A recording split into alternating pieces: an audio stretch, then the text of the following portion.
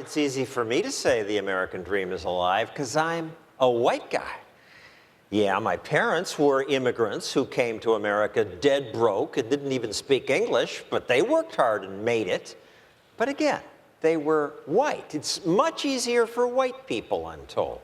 If you're black, you face discrimination, racism. It's just much harder to achieve that American dream. And I hear this all the time from activists and politicians. Star Parker once believed it. Now she runs the Center for Urban Renewal and Education. And you believed it, and you were on welfare and said, I'm helpless, give me stuff. Yeah, I bought the lie of the left. Everything they say today, poor people are poor because the wealthy are wealthy. My problems are somebody else's fault. America's so racist, I got very lost, very reckless, criminal activity, drug activity, sexual activity, ended up 7 years in and out of welfare. But you were collecting. I was collecting a lot. I was on the long waiting list to get to Section 8, just watching my life spiral into a little dark hole. And after a Christian conversion, just changed my way. Bought the idea of freedom and opportunity. Went to school, got a degree. Religion changed you. Absolutely. Not going to a libertarian conference. No, not going.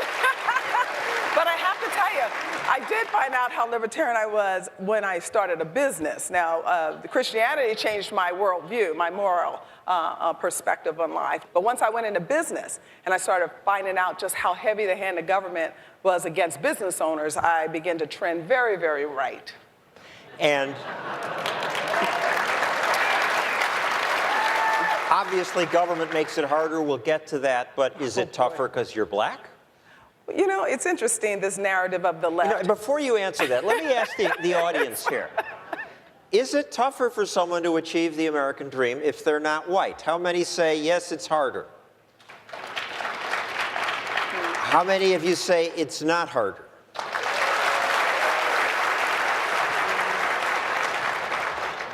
The majority here. Freedom lovers understand American exceptionalism. They understand the American dream. They understand what we were founded on, the 4 principles of traditional living, of free markets, of limited roles of government. And so once you grab a hold of that, you can be whatever you want in America. What has happened over the last 50 years is a narrative.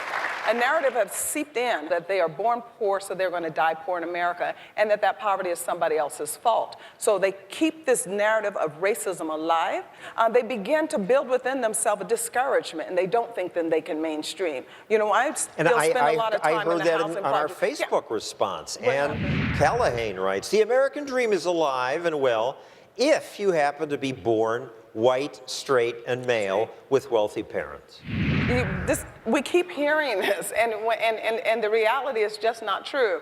When people look at what's happened in the dynamics with racial division, if you will, it's because of the welfare state concentrating poverty in certain communities, and it's overwhelmingly then hit the poor. One person said that. The American dream ended when the war on poverty began. Do you believe that? The American dream for some did end when the war on poverty began. And in particular, it's hit our poorest, our weakest, which disproportionately hits black people, because when you buy the lie that government will take care of you, then you're not going to move into self-sufficiency. And you get then trapped. And when government then begins to reward you for ill behaviors, you are really stuck. It's hard to get out of welfare. I was in there, and I'm telling you, it is very difficult. Once you get in and you find out about all of the other services available, you're committing social suicide to try to escape. Plus, you're also committing a little bit of economic discomfort, because once you leave, your life can become a little bit harder. You're also discouraged from being married. From 1890 to 1940, the black marriage rate was slightly higher than that of whites? You're right. Out-of-wedlock birth rates moved from in the 60s from 22% to today 72%. But these ideas of progressivism, they're equal opportunity destroyers, because white out-of-wedlock birth, let me just tell you this. No, whites, it affected them too. See, this is not about ethnicity, is my point. They moved from 3% out-of-wedlock birth rates to 30% today. So it's not about race, even though the left will keep trying to pretend that it is.